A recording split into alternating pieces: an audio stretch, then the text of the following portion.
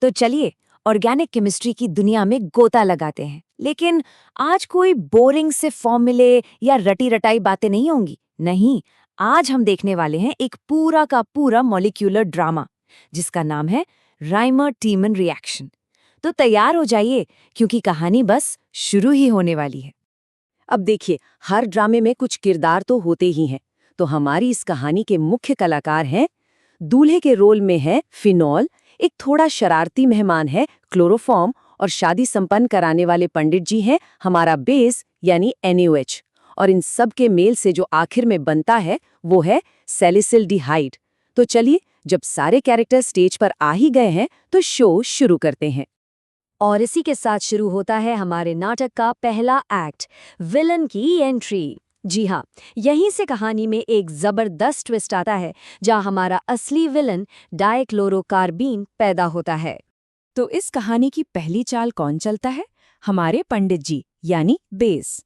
वो सीधे जाते हैं उस शरारती मेहमान क्लोरोफॉर्म के पास और यहीं से वो रिएक्शन शुरू होता है जो इस पूरे ड्रामे की नींव रखता है। तो सवाल ये है कि ये विलन बनता कैसे है। देखिए, इसका प्रोसेस ना बड़ा ही दिलचस्प है। सबसे पहले जो हमारा बेस है NOH, वो क्लोरोफॉर्म से एक हाइड्रोजन आयन मतलब H+ खींच लेता है। जैसे ही ये होता है, एक क्लोराइड आयन Cl- घबरा कर मॉलिक्यूल से निकल भागता है और बस इसी के साथ जन्म होता है हमारे विलेन का, डाइक्लोरोकार्बीन। अब ये डाइक्लोरोकार्बीन आखिर है क्या भला? इसे ऐसे समझिए कि ये एक ऐसा कैरेक्टर है जो बहुत ही ज्यादा रिएक्टिव और अनस्टेबल है। इसके कार्बन के पास इलेक्ट्रॉनों की जबरदस्त कमी है जो इसे बहुत ही भूखा और आक्रामक बना देती है। केमिस्ट्री की जुबान में ऐसे किरदारों को हम इलेक्ट्रोफाइल कहते हैं। इलेक्ट्रोफाइल का सीधा सा मतलब है इलेक्ट्रॉन से प्यार करने वाला। ये बेचैनी से ऐसी जगहों को खोजता रहता है जहां इलेक्ट्रॉन की भरमार हो ताकि ये उन पर अटैक कर सके। और यही है हमारे विलेन का एकमात्र मकसद। चलिए, अब कहानी का फोकस हमारे हीरो यानी दूल्हे पर लाते हैं। भाई, उसे भी तो इस बड़े इवेंट के लिए तैयार होना पड़ेगा। तो देखते हैं कि कैसे हमारा फिनॉल फिनॉक्साइड आयन में तब्दील होता है। हमारे पंडित जी यानी NaOH सिर्फ विलेन बनाने का ही काम नहीं करते, वो हमारे दूल्हे फिनॉल के पास भी जाते हैं और उसके OH ग्रुप से उसका एसिडिक हाइड्रोजन छीन लेते हैं। और इसके बाद जो बनता है वो है और भी ज्यादा पावरफुल फिनॉक्साइड आयन। तो इस फिनॉक्साइड आयन में ऐसी क्या खास बात आ जाती है? इसका राज छिपा है एक साइंटिफिक कॉन्सेप्ट में जिसे हम मेसोमेरिक इफेक्ट कहते हैं। और असल में यही वो चीज़ है जो ऐसे हमारे विलेन के लिए एक परफेक्ट टारगेट बनाती है। तो फिनॉक्साइड आयन एक बेहतर निशाना क्यों है? होता यह है कि इसमें जो ऑक्सीजन एटम है वो अपने इलेक्ट्रॉन्स को बेंजीन रिंग के अंदर की तरफ धकेलता है। इससे रिंग के अंदर इलेक्ट्रॉन की डेंसिटी अचानक बहुत बढ़ जाती है और खास तौर पर ऑर्थो पोजीशन पर तो मानो इलेक्ट्रॉन्स का मेला लग जाता है। ये बिल्कुल वैसा ही है जैसे विलेन के लिए एक चमकता हुआ खजाना सजा दिया गया हो। और अब हम आ पहुंचे हैं कहानी के सबसे हाई वोल्टेज सीन पर। Act 3 the climax. हमारा विलेन तैयार, निशाना सेट। अब होने वाला है रिंग पर सीधा हमला। और ये हो गया अटैक। हमारा भूखा डाइक्लोरोकार्बीन जो बेचैनी से इलेक्ट्रॉन्स ढूंढ रहा था, उसे फिनॉक्साइड रिंग की सबसे अमीर जगह यानी ऑर्थो पोजीशन मिल जाती है और वो बिना एक पल गवाए सीधा वहीं हमला बोल देता है। यही इस पूरी कहानी का सबसे बड़ा टर्निंग पॉइंट है।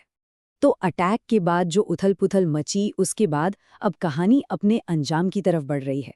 एक्ट 4 मतलब वो हिस्सा जहां सब कुछ शांत होता है और हमारा फाइनल स्टेबल प्रोडक्ट बनकर तैयार होता है। आखिर में पानी और बेस की मदद से एक तरह की क्लीनअप प्रोसेस होती है जिसे हम हाइड्रोलिसिस कहते हैं। इसमें डाइक्लोरोकार्बीन के वो दोनों क्लोरीन एटम्स हटा दिए जाते हैं और उनकी जगह ले लेता है एक एल्डिहाइड ग्रुप यानी -CHO। और लीजिए, इसी के साथ हमारा फाइनल प्रोडक्ट तैयार है। तो ये रही हमारी पूरी कहानी एक सिंपल इक्वेशन में। फिनॉल, क्लोरोफॉर्म और NaOH जब एक साथ थोड़ी गर्मी में रिएक्ट करते हैं तो हमें मिलता है हमारा फाइनल प्रोडक्ट सैलिसिलडिहाइड। देखा जाए तो यही इस पूरे मॉलिक्यूलर ड्रामे का निचोड़ है। पर रुकिए, कहानी अभी खत्म नहीं हुई है, क्योंकि हर अच्छे नाटक के बाद क्रिटिक्स का रिव्यू तो आता ही है ना? तो चलिए देखते हैं कि दो महान केमिस्ट इंगोल्ड और रॉबिन्सन इस रिएक्शन के बारे में क्या अलग-अलग राय रखते थे। अब देखिए दोनों का नजरिया कितना फर्क था। रॉबिन्सन का ध्यान था रिजल्ट पर।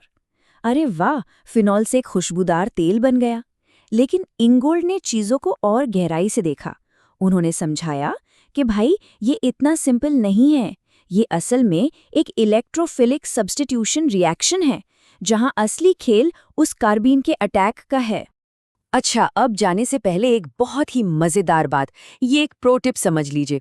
जरा सोचिए, अगर हम इस पूरी कहानी में सिर्फ एक किरदार को बदल दें, मतलब शरारती मेहमान क्लोरोफॉर्म की जगह अगर कार्बन टेट्राक्लोराइड CCl4 को ले आएं, तो क्या होगा? पूरी कहानी का क्लाइमैक्स ही बदल जाएगा। जी हाँ, तब हमें एल्डिहाइड नहीं बल्कि सैलिसिलिक एसिड मिलता है, और ये वही सैलिसिलिक एसिड है जिससे एस्पिरिन बनती है। कमाल है। तो ये थी राइमर टीमन रिएक्शन की कहानी, एक असली आणविक ड्रामा। अब सवाल ये उठता है कि अगला ड्रामा कौन सा होना चाहिए? क्या हम एल्डोल कंडेंसेशन की कहानी को समझें या फिर कैनिज़ारो रिएक्शन को देखें, जहां दो एल्डिहाइड्स आपस में ही मुकाबला करते हैं? इस बारे में सोचिएगा जरूर।